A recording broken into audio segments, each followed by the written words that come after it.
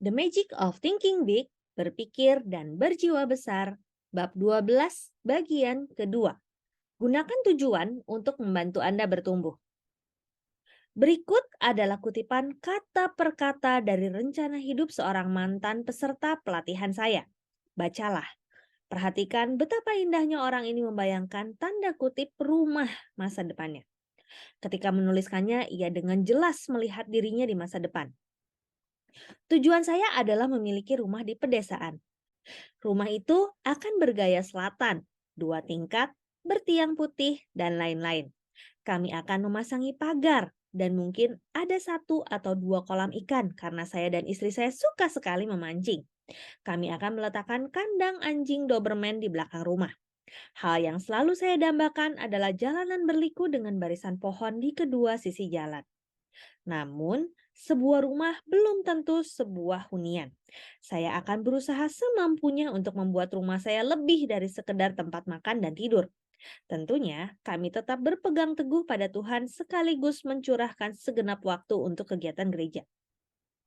10 tahun mendatang, saya ingin diri saya sanggup membawa keluarga saya bertamasya dengan kapal pesiar ke seluruh dunia. Saya sangat ingin melakukannya karena anggota keluarga saya terpencar-pencar di seluruh dunia akibat pernikahan mereka dan lain-lain. Jika kami tidak mampu menemukan waktu yang tepat untuk berpesiar serentak, kami akan membaginya menjadi 4 atau 5 perjalanan dan mengunjungi negara-negara berbeda setiap tahun. Tentu saja, semua rencana dalam departemen rumah akan bergantung pada sebaik apa departemen pekerjaan itu berjalan. Jadi saya harus memastikan rencana itu tetap efisien. Rencana ini ditulis 5 tahun lalu. Peserta pelatihan tersebut semula memiliki 2 toko yang menjual barang-barang murah. Kini, ia memiliki 5 toko. Dan ia pun sudah membeli tanah sekitar 7 hektar untuk rumah di pedesaan. Ia berpikir dan berkembang sesuai tujuannya.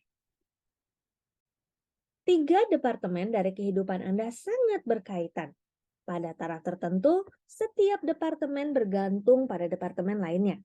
Namun, departemen yang memiliki pengaruh terbesar bagi departemen lainnya adalah pekerjaan Anda.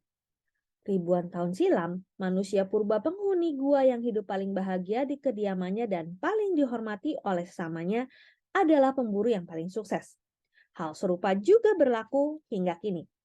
Kesuksesan dalam departemen pekerjaan akan menentukan taraf hidup yang kita sediakan bagi keluarga sekaligus rasa hormat masyarakat di sekitar kita. Belum lama ini, McKinsey Foundation for Management Research mengadakan studi berskala besar untuk menentukan syarat-syarat menjadi seorang eksekutif. Para pemimpin bisnis, pemerintahan, ilmu pengetahuan, dan agama diberi daftar pertanyaan. Para peneliti ini kerap mendapat jawaban serupa. Kualitas terpenting dari seorang eksekutif adalah keinginan untuk maju.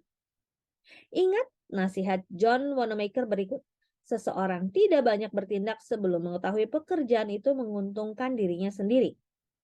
Jika dimanfaatkan dengan baik, keinginan akan menjadi kekuatan. Kegagalan memenuhi keinginan yaitu melakukan sesuatu yang sangat Anda dambakan, meniti jalan menuju keadaan yang serba tanggung. Saya teringat pembicaraan saya dengan seorang penulis muda berbakat di majalah kampus. Pemuda ini mempunyai kemampuan. Jika ada mahasiswa yang tampak menjanjikan dalam karir jurnalisme, pemuda inilah orangnya. Sesaat sebelum hari wisuda, saya bertanya kepadanya, "Nah, Dan, apa yang akan Anda lakukan setelah ini? Anda ingin menekuni dunia jurnalisme?" Dan menatap saya dan berujar, "Ah, tidak. Saya memang suka menulis reportase dan saya pun senang bekerja di majalah kampus. Namun, banyak orang sudah menjadi jurnalis dan saya tidak ingin kelaparan." Saya tidak bertemu atau mendengar apapun dari Dan selama 5 tahun. Tetapi suatu petang saya kebetulan berjumpa dengannya di New Orleans. Saat itu, ia bekerja sebagai asisten direktur personalia sebuah perusahaan elektronik. Ia segera mengakui bahwa dirinya tidak puas dengan pekerjaannya. "Oh, saya memang bergaji tinggi. Saya bekerja pada perusahaan yang bagus dan keamanan saya pun terjamin. Namun, asal tahu saja, hati saya tidak berada di tempat ini. Andai kini saya bekerja di perusahaan penerbit atau surat kabar setelah menyelesaikan kuliah."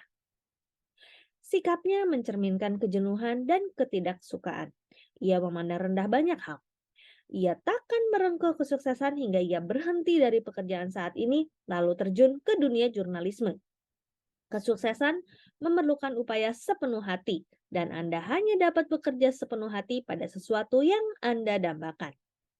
Andai saja ia mengikuti keinginannya, ia tentu dapat meraih posisi puncak dalam jurnalisme.